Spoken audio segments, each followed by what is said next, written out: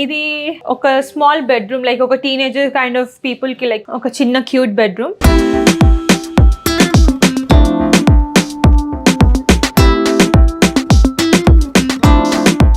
And దీనికి back yard కనిపించేలాగా ఈ room లోకి ఒక విండో కూడా ఇచ్చినారు. ఇక్కడ చూసుకుంటే ఇక్కడ సైడ్స్ కి మనకి టేబుల్ చేసుకున్నంత స్పేషియస్ ఉంది. అంటే ఇదేం చిన్న రూమ్ కాదు, ఇది ఒక వాకింగ్ క్లాజెట్ ఈ రూమ్ లో. ఇప్పుడు ఈ 2 బెడ్రూమ్స్ చూసాం కదా, ఈ 2 బెడ్రూమ్స్ కి ఒకటి అటాచ్డ్ బాత్ ఇచ్చాడు. ఇక్కడ దీంట్లో బాత్ టబ్ వచ్చింది. అండ్ అక్కడ నుంచి రాగానే ఇదంతా కూడా వాషర్ డ్రయర్ స్పేస్ అన్నమాట.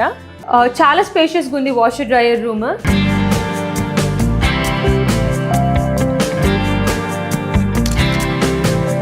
మాస్టర్ బెడ్రూమ్ ఇంట్లో అన్నిటికన్నా పెద్దగా ఉంటుంది. అండ్ ఎంత స్పేషియస్గా ఉందంటే చూడండి, ఒక కింగ్ సైజ్ బెడ్ పక్కన కూడా 2 ఆర్గనైజర్స్ ఇచ్చాడు.